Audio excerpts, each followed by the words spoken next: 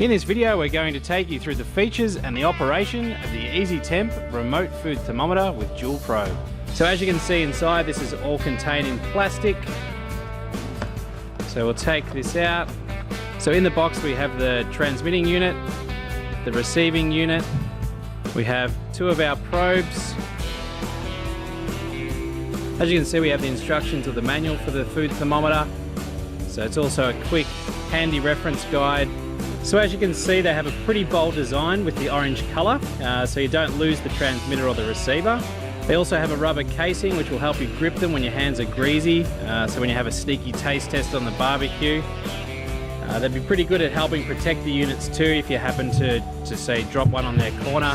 The transmitter is really easy to set up, so we put the batteries in, close up the back panel, and we press the on button here. Now to change the readout from Fahrenheit to Celsius and vice versa, simply hold down the power button and that's going to change it from Celsius back to Fahrenheit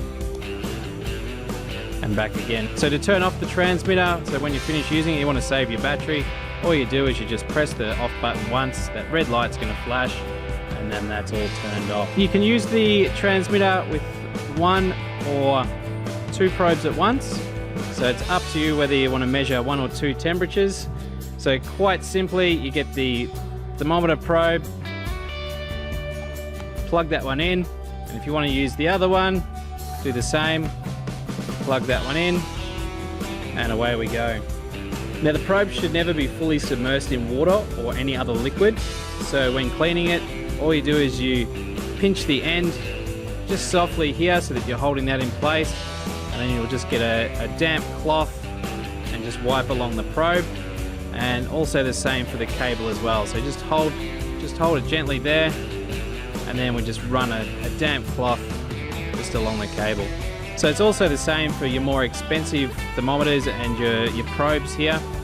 They've all got this similar sort of design, so it's very important. Just never fully submerge this in liquid or in water. The receiver also comes with a handy wire stand, so it can sit upright on a bench or a table, or you can flip it round and then you can actually hang that from a barbecue handle just like so. So the receiver unit is where all the action is. This is used to monitor your temperatures, set your temperature alarms, and set up your timer. Just make sure that we've got our batteries in. Clip up the unit. We make sure that our transmitter's on. And then what we're going to do is we're just going to push this power button or sync button here.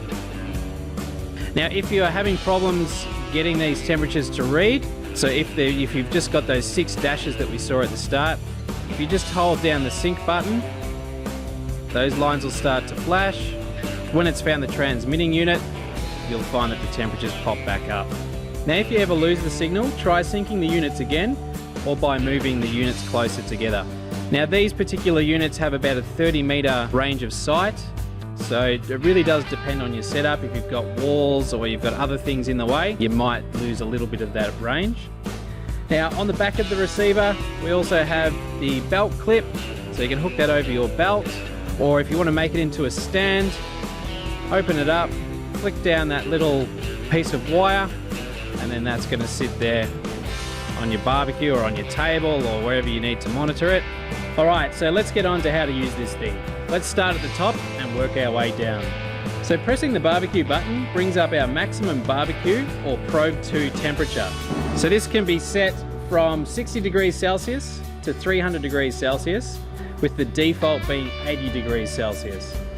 Now if the temperature exceeds this set limit, the audible alarm will alert you. To set the temperature, you press the barbecue button once to display the set temperature, and then you hold the barbecue button down until the temperature starts to flash. Then you can press the barbecue button to adjust the temperature by 1 degree, or hold it down to go through 10 degrees every second.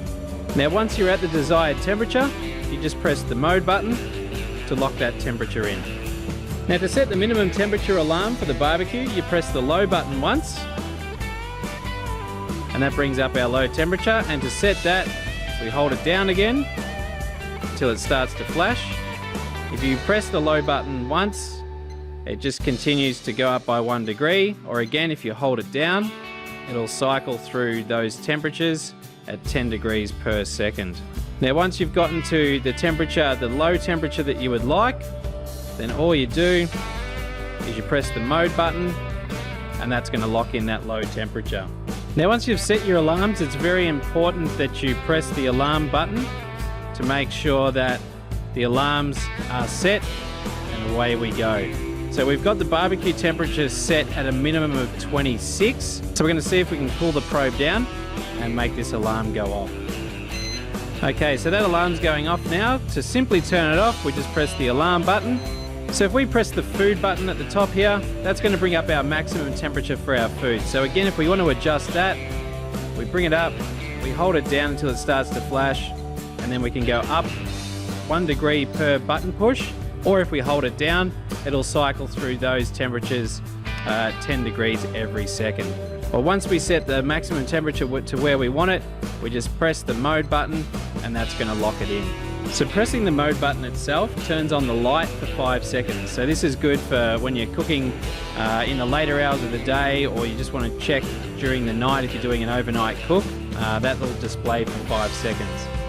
Now, if you hold the mode button down, it's going to bring up our timer.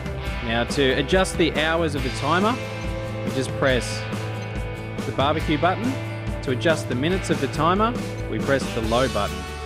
To start the timer, just press start stop down here, and you can tell that that's started because we've got this flashing down arrow on the right hand side of the unit. So if we want to stop that timer or pause it, just press start or stop. If we want to clear that timer, we can press the clear button. If we want to increase the time, so if we want to add another hour, we just press the barbecue. So what we're going to do is we're going to clear this one off. So that brings us back to 0. Now, if we want to display our barbecue temperature again, all we do is we hold down the mode button until the timer disappears. Now, to use the count-up timer, press and hold the mode button to display the timer. And then if we just simply push the start-stop button, we can see that that's going to count upwards because we've got the flashing arrow on the right-hand side pointing up. Now again, if we want to stop that, we just press the start-stop button. And if we want to return back to the barbecue temperature, we hold down the mode button, and that gets us back to displaying our temperatures. So in summary, this is a great little unit that does the job of other more expensive units. It has a lot of features, is durable, and should mean that you get your cooking temperatures right every time to become a barbecue pro. This is a great addition to your cooking arsenal, as it monitors 2 temperatures wirelessly to make even the most amateur of cooks look like a pro.